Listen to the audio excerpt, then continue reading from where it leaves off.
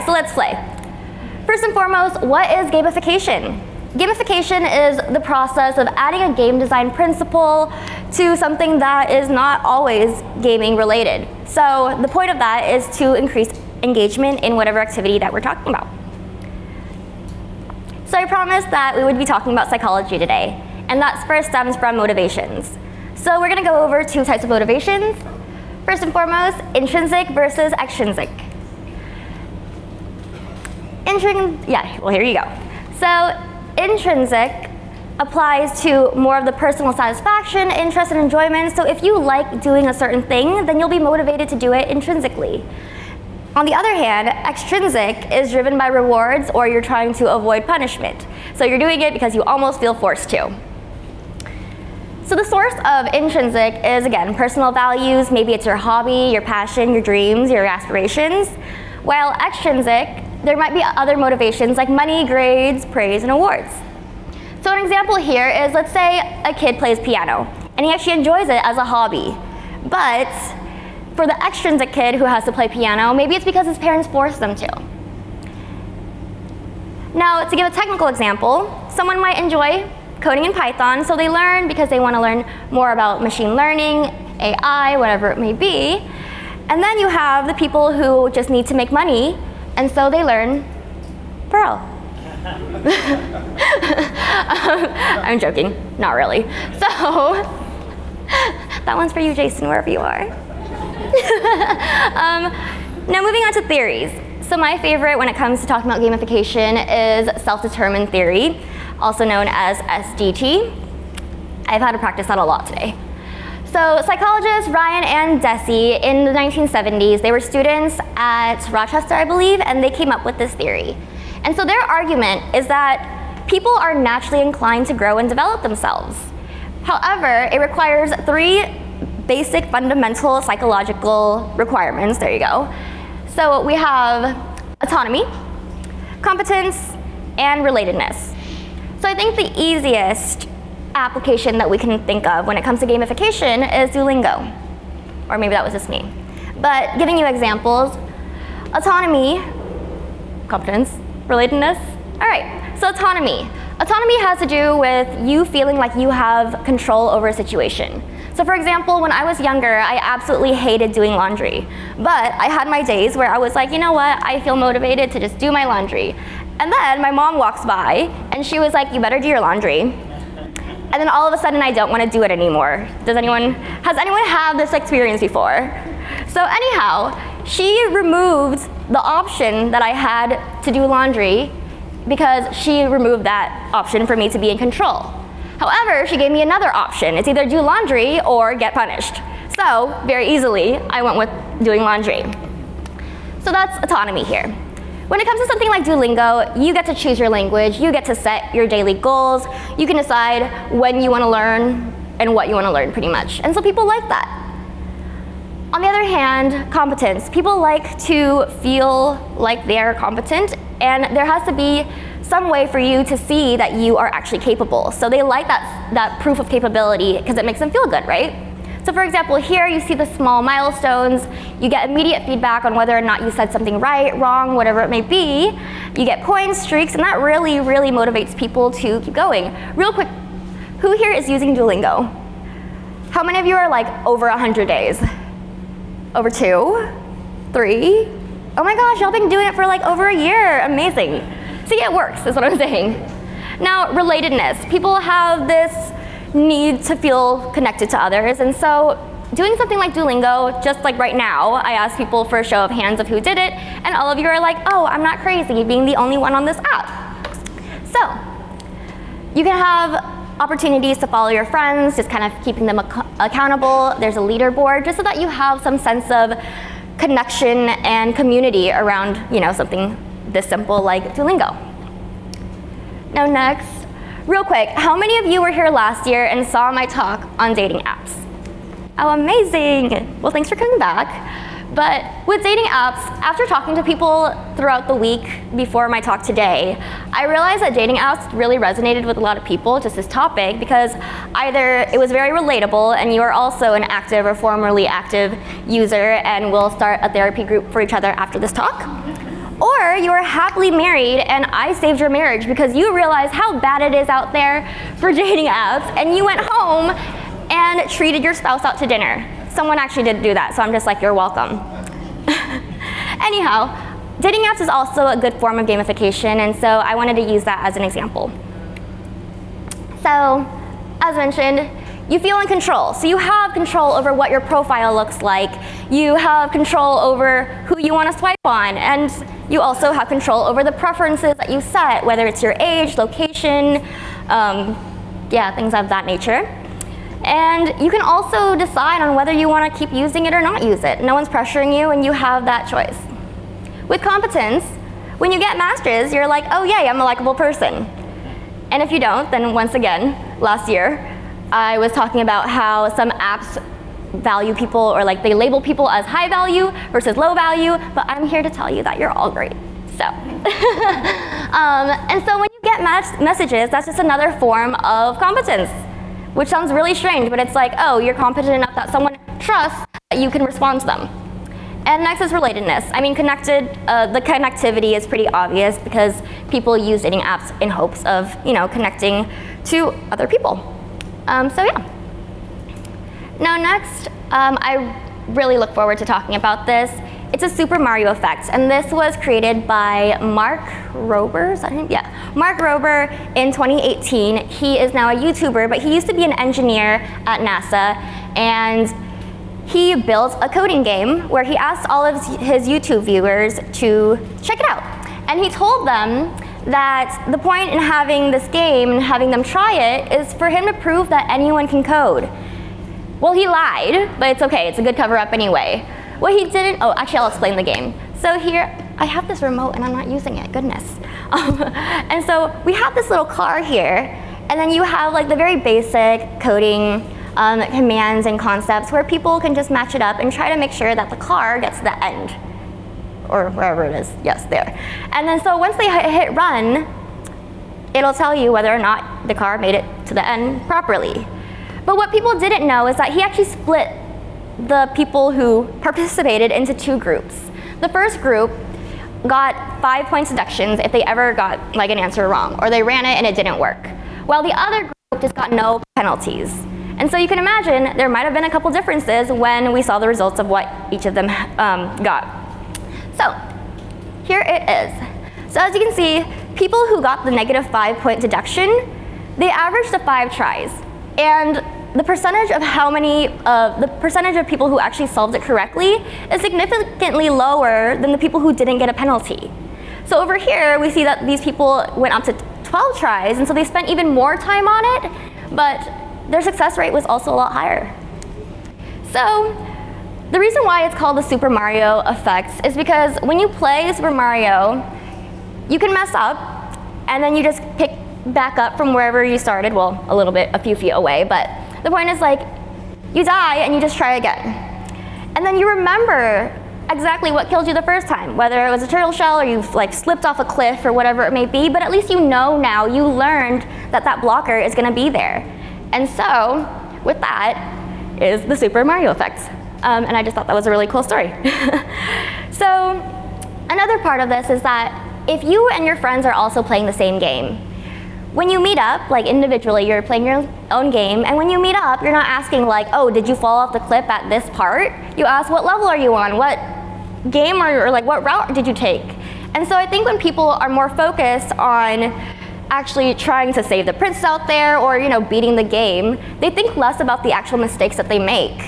So because of this mindset, you stay motivated and you just want to continue, and you want to continue experimenting until you finally succeed. So ultimately, with the Super Mario effect, when we treat failures as part of the process, like in the game, rather than setbacks, we learn more, and we're willing to stick around for the challenges even longer. Now I promised biology stuff, and someone actually did ask me, oh, there's an animation, ooh. Sorry, that surprised both of us. So biology of how gamification affects the brain, and I just want to preface that I did not study bio in school, but I was just very interested in this topic, and so I decided to do a lot of research with like a lot of papers to read. But briefly, this is pretty much what we're going to be going over. I'll go through each of them individually. So first here is the drive of dopamine release. So dopamine, for those who are unfamiliar, it is the feel-good hormone.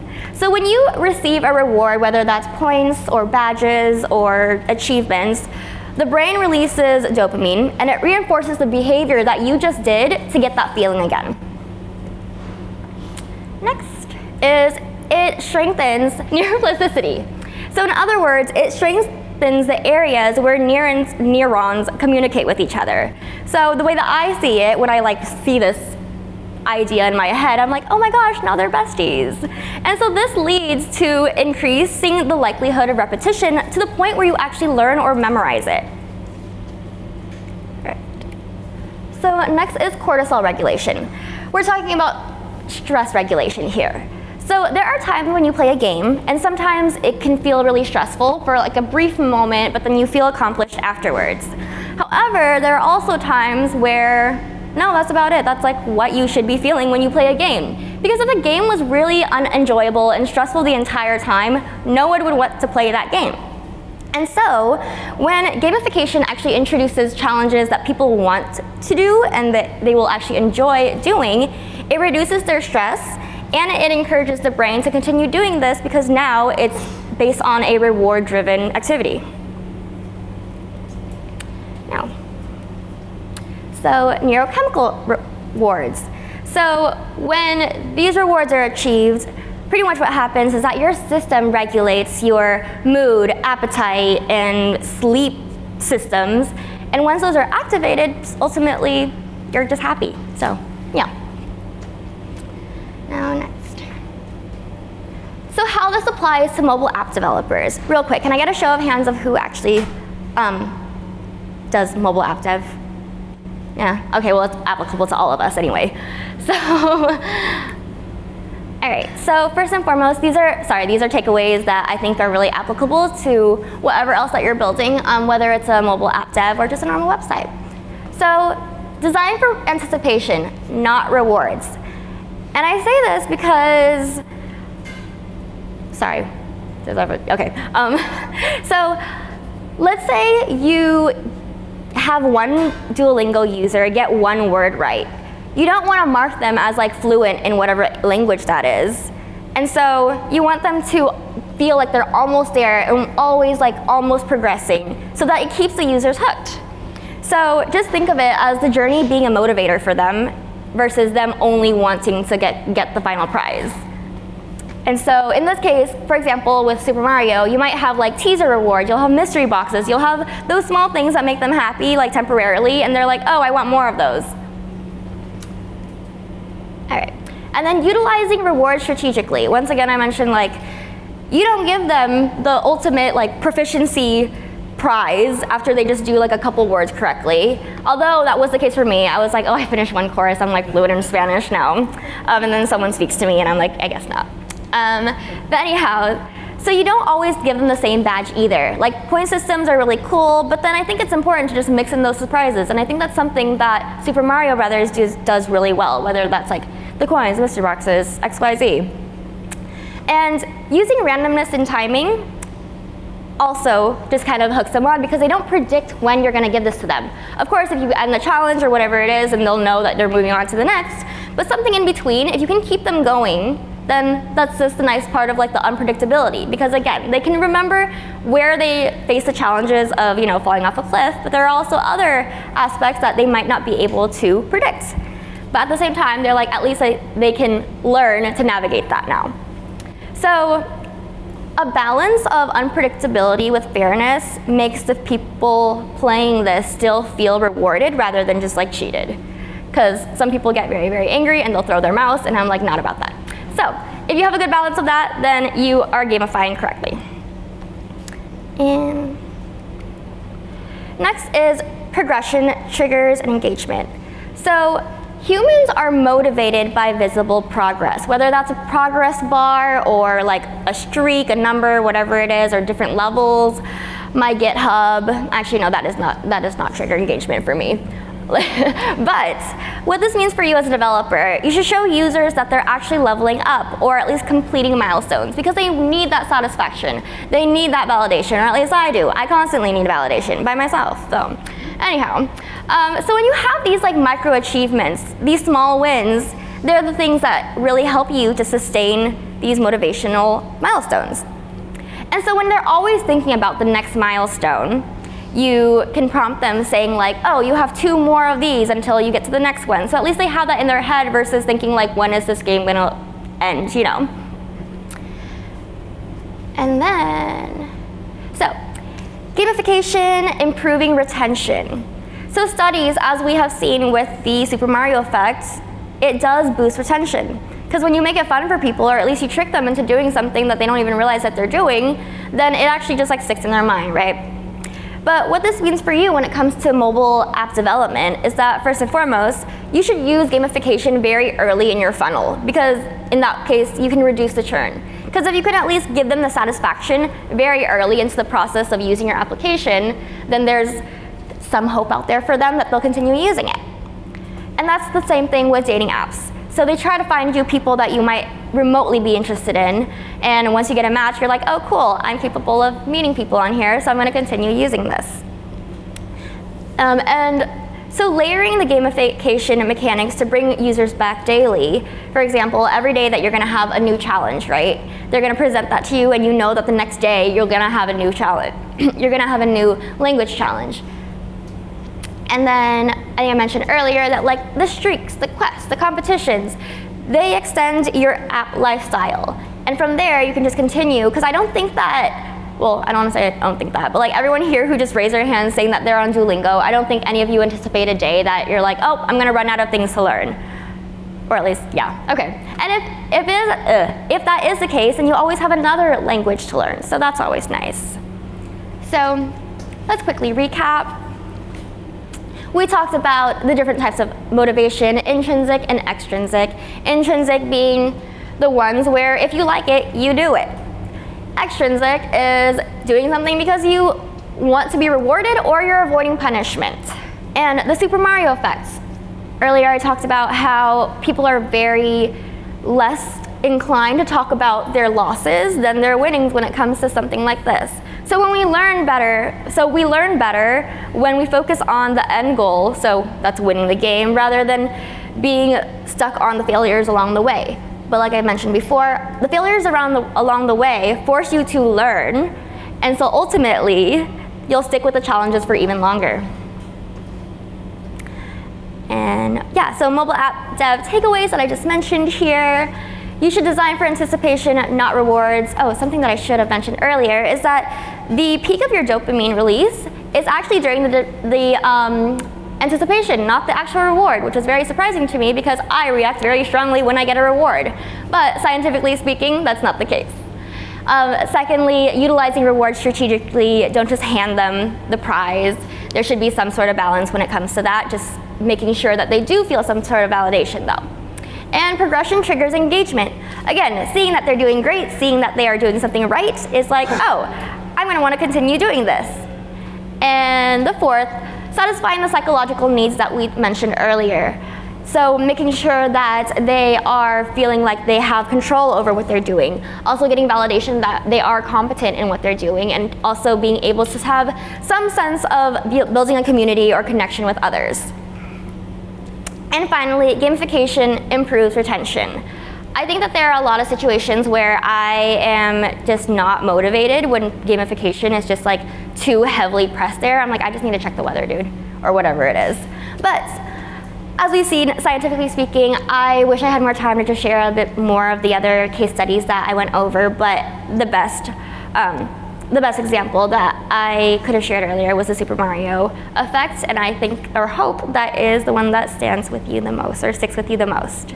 So with all this information, hopefully you enjoyed this, and I would love to promote you guys to the next level of this game. But thank you Carolina Codes. Thank you so much for having me again. If you enjoyed my talk, scan one of them. I'm not sure which one is which, but one of them is my contact, and the other one, if you have not filled out the form either at the booth or to get your drink tickets yesterday, that would be wonderful if you did, so that I can come back next year. Yeah, so thank you.